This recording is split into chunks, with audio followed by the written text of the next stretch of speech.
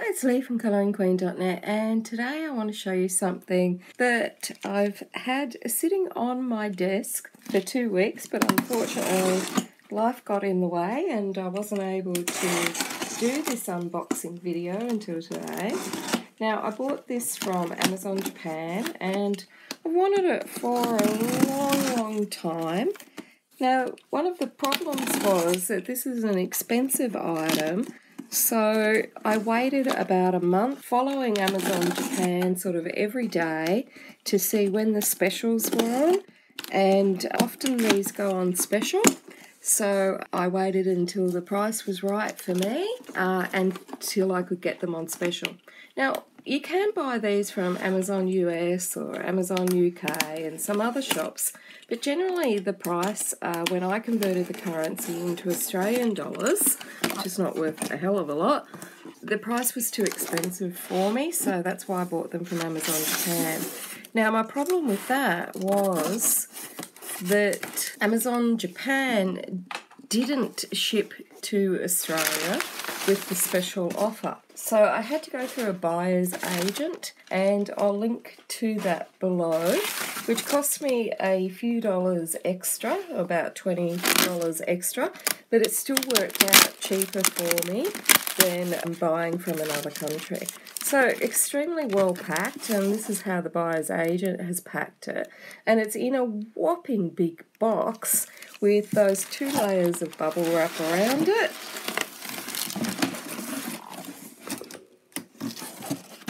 And we'll just get rid of the box. And there we have it, our lovely pencils. Now, they come wrapped in a plastic film. It's not actually like a Glad wrap plastic or a cling wrap. It's actually like a plastic box, so it's nice and protected. With a little custom plastic box so we can undo it and slide out that plastic box. So there you can see it. Lovely plastic box. Might keep that. And we've got a cardboard box here. It's quite sturdy cardboard. On the lid there we've got a listing of all the colours in the 150 set, and those little black dots indicate whether you can buy those colours in the sets of 24, 36, 50 or 100, or obviously in the 150 set. 150 is the maximum amount of colours that they have in the set, but if you just wanted a smaller set, you can have a look at my review of the Holbein 12 colour pastel set that I did a while ago, and I just wanted some pastels to try. So you can buy them in those little 12 sets like I did with the pastels, or you can buy them in 24, 36 or 50 or 100, but they are hard to get, and you really have to get them from sort of Amazon Japan really to get the larger range. So we've got a book of techniques in here and some blending and shading. And again, we've got that list of the colours on a little fold-out pamphlet that's nice and handy. Over here, we've got another little protective wrapper. It's little foam stuff. Put that aside. And then we've got these beautiful pencils. So we've got this lovely little ribbon to help us lift out the tray, which is really nice, and you know, something that my Prismacolor pencils don't have, which I always think is a bit weird considering that they're, you know, kind of expensive really for what they are. So there's all our beautiful vivid colours. So we've got a range of greens, not that many blues, purples, our brights, and then below is the one that we usually use a lot if we're doing natural drawings. So we've got some metallics there, 2 types of black, 2 types of white, large selection of greys, some browns and some more greens there as well. So 50 on each tray. Let's lift this layer out.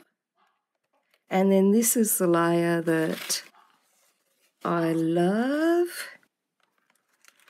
So it's the pastels.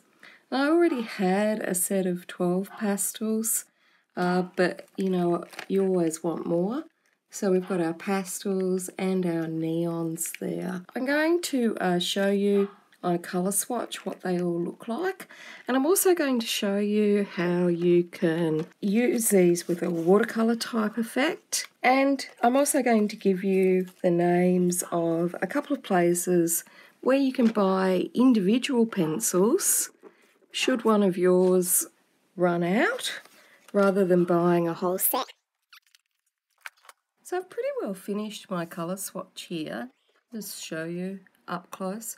What I've done is go 1 layer on the left, 2 layers in the middle, and then 3 at the end. So I'll just colour in the last little square down here.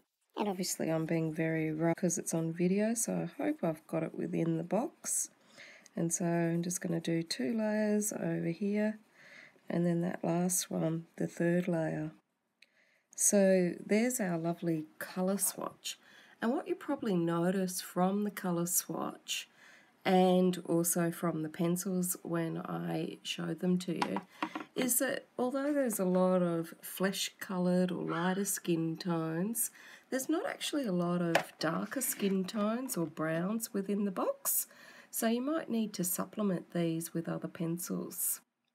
When you first start to use the pencils, and because I've used all of them now on this colour swatch, I don't have this problem anymore, but when you first start using them, you might find that there's a little waxy residue around the tip, and you can just either pull that off with your fingers, brush it off, or if there's a lot, you could just sharpen it off.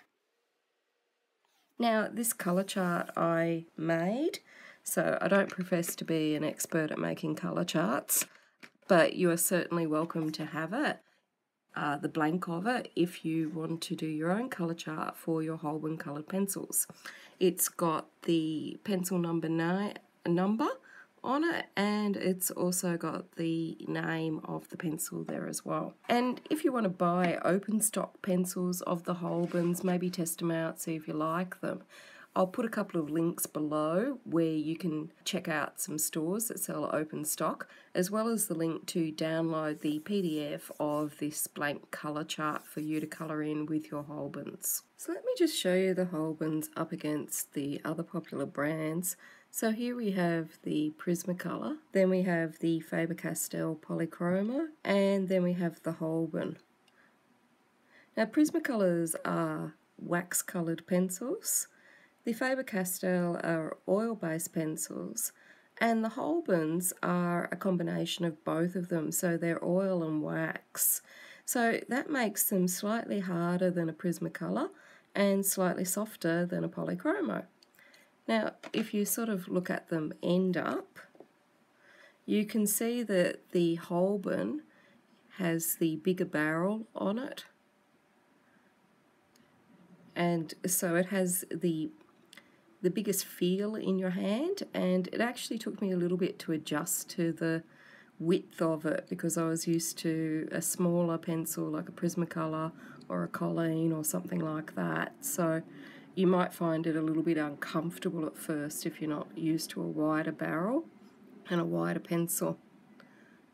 And as you can see, just like the Polychroma, it's got a beautiful encasing with lovely gold foiling on it, which the Prismacolor always tends to look quite poor in comparison in presentation wise. The Polychromos and the Holbeins look far more luxurious in their presentation.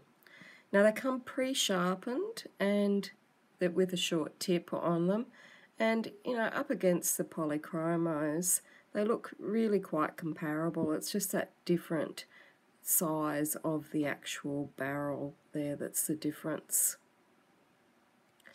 So let's see how they erase and how they sharpen. Make sure I've got the right pencil in my hand. So here's our Holbein.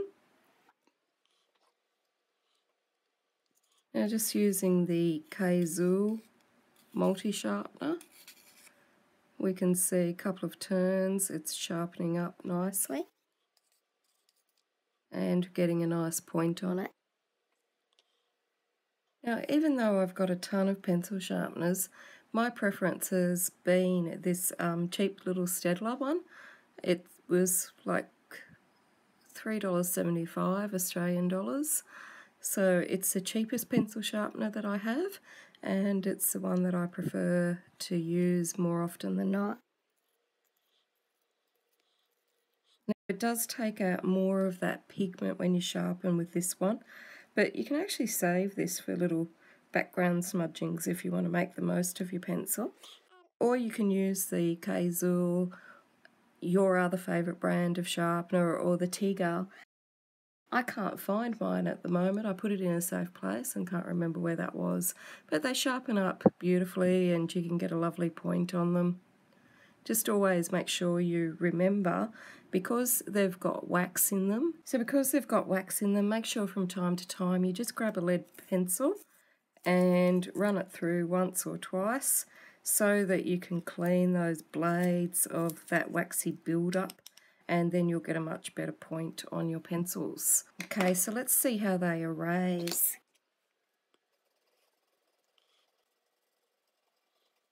So using just a Faber-Castell eraser, not a lot happening there on the rubber end. Oh, we're getting there. It's pretty well rubbed out, and that's perfect really for just the cheap Faber-Castell pencil.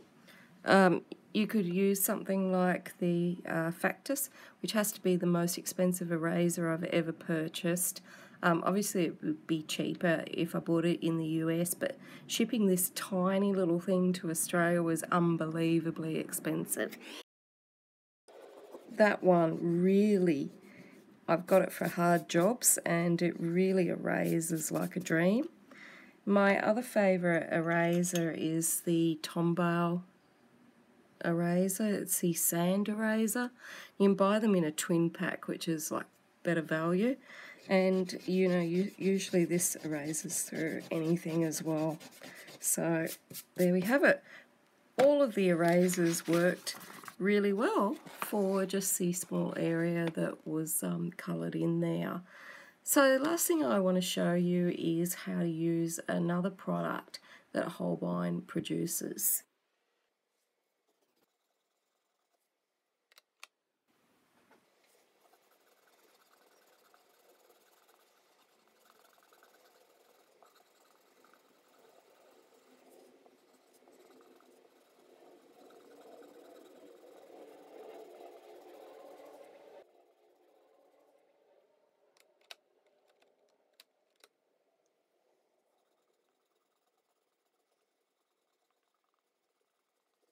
Now if you want to blend those colours together and get a smooth effect or a watercolour type effect, you use a product that Holbein produce, which is called Melts, and basically what it does is just melts the pigment so that it all flows together.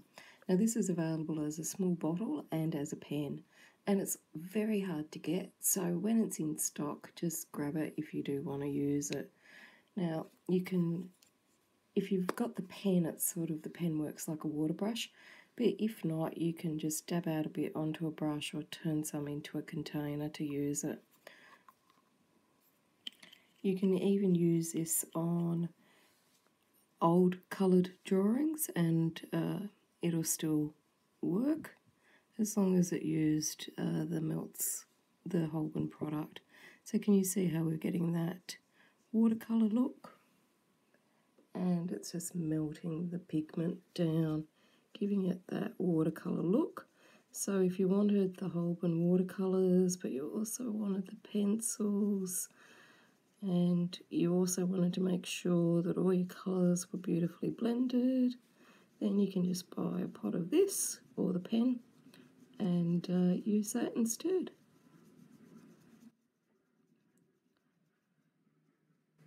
And you can use these pencils with the watercolours on any picture. They set fast according to Holbein, so you can use mixed media. Obviously this is a really cheap brush that I've got happening here. The more you put on, the more pigment you're taking away, just like with watercolours. So there you have it. You've got your pencils and your watercolour look all in one. It's still very shiny and wet. That'll dry in a few minutes. And obviously it'll bleed out of the lines if you put too much melts on there. But you can see that sort of watercolour effect.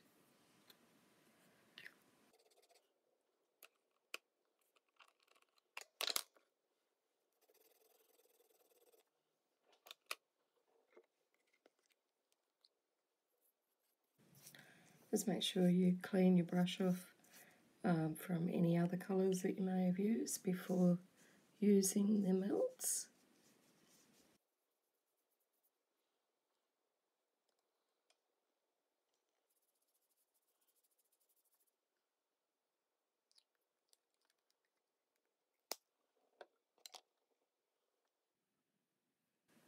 And there we have it, the Watercolor Effect and the pencils all in one product, with the Holbein pencils and the melts product that they make.